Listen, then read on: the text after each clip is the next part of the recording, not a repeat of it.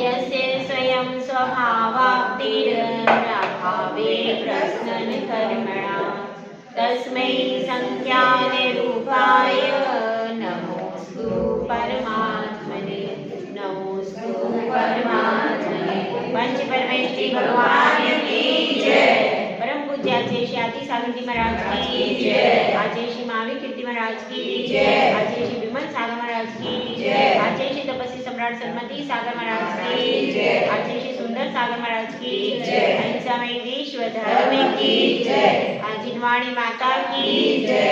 125 सोनेपति महाराज की जय। हरिका संघ की जय। धर्म प्रेमी भव्य हम सब आचार्य पूज्यपाद विरचित इष्टोपदेश ग्रंथ का स्वाध्याय कर रहे हैं। आप लोगों के पास किताबें हैं? तो आज सुबह क्या प्रवचन हुआ था? उस शिष्य ने गुरु से प्रश्न किया था कि सभी जन जो दिखाई देते हैं संसारी जीव, वे सब विपत्ति में दिखाई नहीं देते। किसी के पास संपत्ति भी होती है, किसी के पास सुंदर स्त्री भी होती है, आज्ञाकारी पुत्र भी होता है, अच्छा मकान भी होता है। इस प्रकार से संपत्ति से सहित जीव भी दिखाई देती है। तो अब आप यह बताइए कि संपत्ति से सहित भी दिखाई देते हैं, तो गुरुदेव ने क्या उत्तर दिया था? यह संपत्ति कठिनता से प्राप्त होती है और रक्षा करने के बाद भी कैसी हो जाती है? नष्ट हो जाती है, नश्वर है। कितना ही हम इसकी रक्षा का प्रयास करें, ना पत्नी साथ में जाती है, ना धन साथ में जाता है, ना पुत्र, कुछ भी साथ में नहीं। यह सब नष्ट हो जाता है और एक भव में भी कोई करोड़पति हो जाता है और बाद में रोड़पति हो जाता है। कोई उसमें देर नहीं। किसी की पत्नी बहुत अच्छी थी, 10 साल तक उसने साथ दिया, 15 साल तक साथ दिया, उसके बाद पता चला कि उसने दूसरे से विवाह कर लिया। ऐसे भी केस, एक केस ऐसा है कि जिसमें उसकी 2 बच्चियां हो गई, विवाह लायक, विवाह के योग्य 2 बच्चियां हो गई और उसके बाद पति कहता है कि मुझे दूसरा विवाह करना है। अब क्या करेगी पत्नी? वो पत्नी भी बहुत सर्वांग सुंदरी, हर कार्य में दक्ष, क्लास में टॉप आती ऐसी, और सर्विस भी वो कर रही, सर्विस में भी थी, सुंदर भी थी और हर चीज, हर कला में दक्ष भी थी। इतनी अच्छी पत्नी, और उसके बाद भी वह क्या कह रहा है कि मुझे अब दूसरा विवाह करना है। अब उसके पास सिर्फ 2 बच्चियां हैं। अब क्या करना, क्या करेगी? सबने समझाने का प्रयास किया, लेकिन उसने आखिरकार दूसरा विवाह कर लिया। अब उसके बाद उसने बेटी की शादी की, सब कुछ किया, सब कुछ, सारे गुण उस महिला में थे, लेकिन किसको क्या कहेंगे कि उसका भाग्य खोटा। जो इतना सब करने, पूरी जिंदगी भर साथ दिया, सब कुछ किया, उसके बाद भी क्या हुआ? पति सारे गुण होने के बावजूद भी ऐसा कार्य होता है। तो देखिए, फिर भी उसको क्या हुआ? फिर भी उसको सुख मिला क्या? नहीं मिला। सब कुछ उसने पूरी मेहनत की, सर्विस भी, घर में ऐसा नहीं कि पैसे नहीं, सर्विस भी करके आ रही, लेक्चरर की पोस्ट पे, सब कुछ है, और शांत प्रकृति की है। सब कुछ करने के बाद 20 साल 25 साल के बाद यदि किसी का पति कह दे कि मैं दूसरा विवाह कर रहा हूँ, तो क्या करेगी? क्या करेगी बताओ? अब उस समय उसकी बेटी का विवाह होने वाला है, उस समय पर ऐसी स्थिति, लेकिन ऐसी स्थितियां समाज में नहीं, बाहर के समाज में नहीं, अपने जैन समाज में ही ऐसी स्थितियां बन रही। तो कोई भी साथ में देने वाला नहीं है। इसलिए कब कि कौन मूड चेंज कर ले, संबंधों की स्थिति तो यह है, कब किसका मूड चेंज हो जाए कुछ अता पता नहीं चलता। तो अब यह बात चल रही थी, तो अब गुरु से वह गुरु कहते हैं, गुरु ने क्या जवाब दिया था कि यह सब नश्वर है, जो तुम्हें देख रहा है वैभव, यह सब कैसा है? नश्वर है। तो अब शिष्य ने दिन भर प्रयास किया और सोचा कि मैं एक और प्रश्न लेकर के आता हूँ। तो वह प्रश्न लेकर के आया और उसने गुरु से पूछा कि हे गुरुदेव, अब आप ये बताइए कि जब धन भी विपत्ति का कारण है और निर्धन भी विपत्ति का कारण है, दोनों ही विपत्ति में दिख रहे हैं, यहाँ तो कुछ रहने वाला है ही नहीं, सब कुछ नश्वर ही है। नश्वर ही है सब चीज, क्योंकि निर्धन को भी जाना है अर्थी पर और धनवान को भी जाना है अर्थी पर। तो जब ऐसी स्थिति है तो सबके ही जीवन में विपत्ति है। संपत्तिवान को भी मृत्यु की विपत्ति तो सबको है, रोग की विपत्ति भी सबको है। तो ये सब विपत्ति तो है, जन्म और मृत्यु की विपत्ति से तो कोई बच ही नहीं रहा। तो इतना सब ये संसारी जीव जानते हैं। फिर यह बताइए कि हे गुरुदेव, ये सब जानने के बाद भी ये लोग फिर भी इस संसार में क्यों पड़े रहते? सामने सब चीजें सबको दिख रही हैं कि नहीं? उसके घर में मृत्यु हुई दिख रहा है कि नहीं? फिर इन सब को संसार से वैराग्य क्यों नहीं होता? तो इसका उत्तर गुरुदेव इस श्लोक में दे रहे। विपत्ति मात्मनो मूढ़ः, विपत्ति मात्मनो मूढ़ः, परेशामिव देक्ष्यते, परेशामिव देक्ष्यते, दैमान मृगाकीर्णं, दैमान मृगाकीर्णं, वनान्तरतरुस्तवत्, वनान्तरतरुस्तवत्। इसमें क्या कह रहे हैं, इसको समझने का प्रयास करेंगे। विपत्ति के होने पर एक मूर्ख पुरुष, किसकी चर्चा यहाँ पर चल रही है? मूढ़ा, यानी एक मूर्ख पुरुष, अज्ञानी जीव जो है वह क्या कहता है? वह देख रहा है, क्या देख रहा है? कि एक वन है, एक बहुत बड़ा वन है और एक तरुस्तवत, एक मूढ़ पुरुष, अज्ञानी पुरुष कहाँ बैठा है? नीचे लिखा है देखो, तरुस्तवत, तरु पर, पेड़ पर चढ़ करके बैठा है और क्या देख रहा है? दह्यमान मृगाकीन। वह जो वन है उसमें क्या है? मृगाकीन, मृगों से भरा हुआ, पशुओं से भरा हुआ एक वन है, दह्यमान। और कैसा है? दह्यमान का अर्थ होता है जलता हुआ। यहाँ पर प्रत्यय लगा दिया है, दहे शब्द के साथ में मान लगा दिया, तो उसमें वर्तमान काल में क्या अर्थ निकलता है? जलता हुआ, जलते हुए।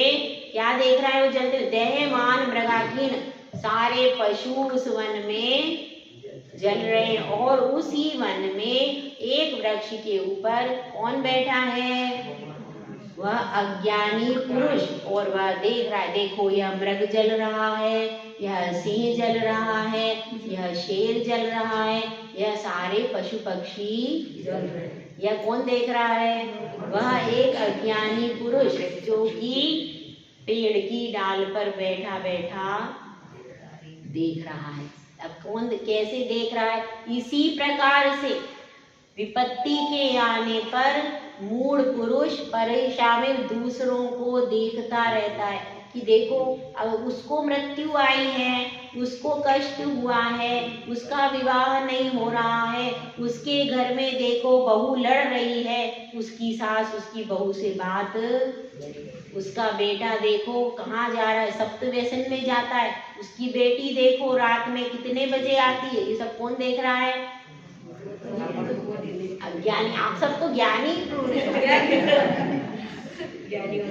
यह जो दूसरे की विपत्ति को देख करके खुश हो रहा है, अरे मेरे घर में देखो सब कुछ अच्छा है, मेरी पत्नी मेरी बेटी बहुत अच्छी है, बिल्कुल मेरी आज्ञा में चलती है, मेरा पुत्र बहुत अच्छा है, बहुत आज्ञाकारी है, उसके घर में देखो पूरी समाज की ठेकेदारी करने वाले करते। तो क्या बात चल रही है?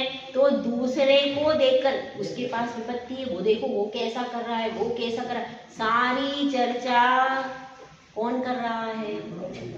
वह मूर्ख पुरुष है, वह अज्ञानी जीव है। ऐसा आचार्य यहाँ पर कह रहे हैं कि वह अज्ञानी जीव ऐसी चर्चा कर रहा है, ऐसा विचार कर रहा है, दूसरे को देख रहा है।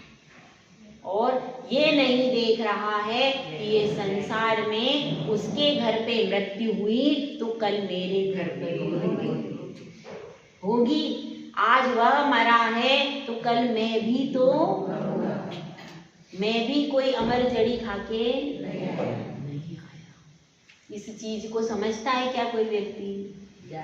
क्या कोई सामने वाले पड़ोसी के यहाँ पर मृत्यु हुई है, क्या कोई व्यक्ति ऐसा सोचता है कि मेरी भी मृत्यु होगी?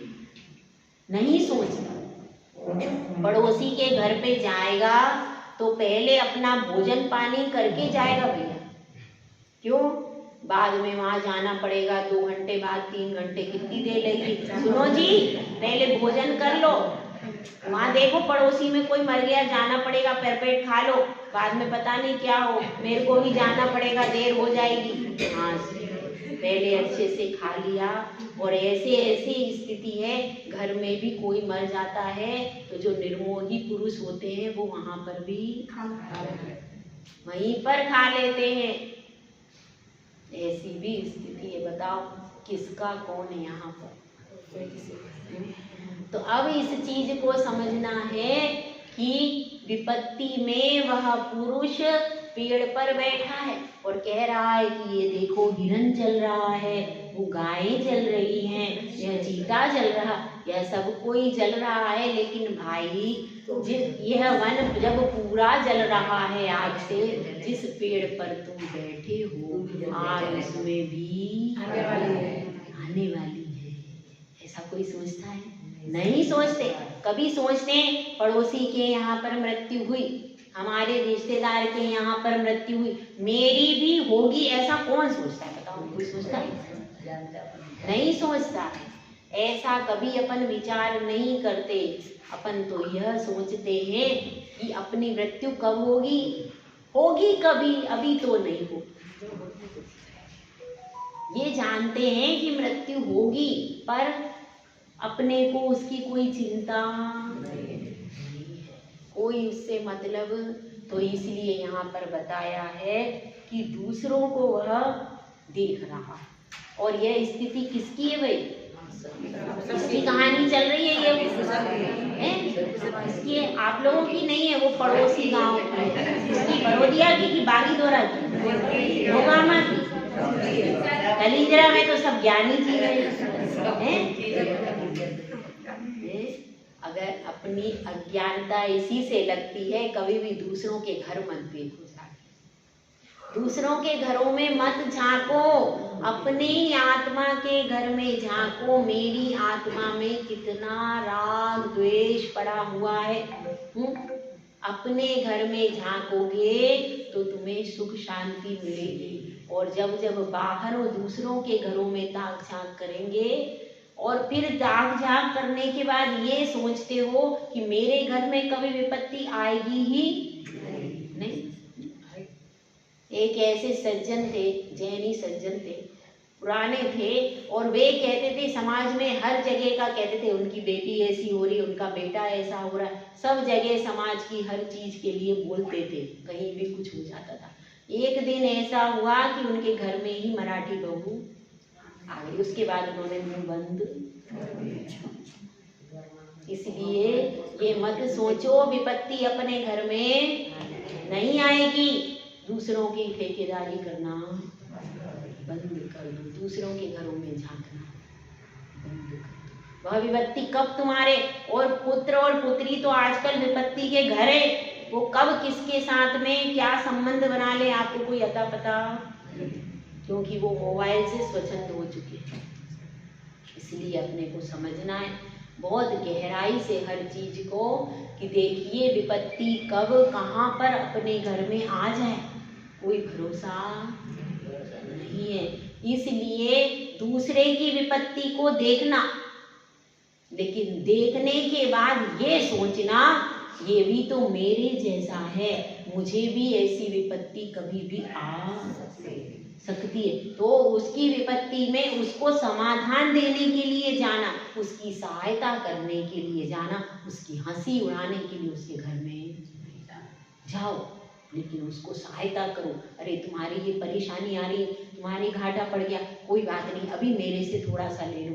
किसी भी तरह से सामने वाले को, और आपसे कुछ नहीं होता तो कम से कम अच्छे शब्दों से उसको समझाओ, उसको प्रेम के 2 शब्द तो बोलो, उससे ईर्ष्या तो मत करो। इतना अपन कर सकते कि नहीं? अरे कुछ भी नहीं है, यदि आपके 2 शब्द ही सामने वाले के हृदय पर मरहम रख सकते। धन सब कुछ नहीं होता, बोली वचन से भी लोगों के मरहम भर जाया करते हैं। तो इसलिए हमको दूसरों की विपत्ति में परोपकार का भाव रखना चाहिए और अपनी विपत्ति के लिए सावधान रहना चाहिए। आज उसके घर में विपत्ति आई है तो कल मेरे घर में भी तैयार खड़ी है। जब मेरे घर पे आएगी तो इसलिए मैं पहले से ही सावधान हो जाऊं कि मेरे घर पे भी वो आए तो मैं भी सतर्क होकर के उसका सामना करने के लिए तैयार हूं। अगर मैंने किसी दूसरे की विपत्ति में सहायता कर दी तो उससे पुण्य इतना होगा कि मेरी विपत्ति से भी मैं लड़ सकूंगा। और जब मेरे घर पे विपत्ति आएगी तो जितनों की मैंने सहायता की थी उनमें से 10-20 की सहायता की थी, कम से कम 10 लोग मेरे साथ खड़े होंगे। ये याद रखना। कभी भी अपन को कम से कम, चलो 20 में से 5, 20-25 की मैंने सहायता की तो कम से कम 5 तो खड़े होंगे। 20-15 चलो कृतज्ञ निकल गए, लेकिन 5 भी खड़े होंगे तो उन 5 का भी जो संबल होगा उससे मैं बड़ी से बड़ी विपत्ति से बचना सीख जाऊंगा। इसीलिए कहते हैं कि परोपकार करते करते एक दिन ऐसी स्थिति होती है कि आपके घर की बड़ी विपत्ति भी छोटी आकर के रह जाती है। तो हम सब अपने जो परस्परो ग्रहो जीवानाम जो अपनी उक्ति है, हम सब जैन हैं और मानवता हमारा धर्म है। तो परस्पर में सबसे पहले मानवता का संचार होना चाहिए, क्योंकि यह जिन धर्म है। आपस में प्रेम होना चाहिए, आपस में सद्भाव होना चाहिए। बाहर में सद्भाव करने से कोई फायदा आपको नहीं। जब तक अपने भाई से आपका प्रेम नहीं है तब तक बाहर कितना ही हम झंडा गाड़ दे, उस झंडे का कोई मूल्य नहीं है। इसलिए विपत्ति में परस्पर सहायता करके अपने समाज में स्फूर्ति का संचार कीजिए, ज्ञान की रोशनी का संचार कीजिए। जय गुलाब, जय सुंदर सागर।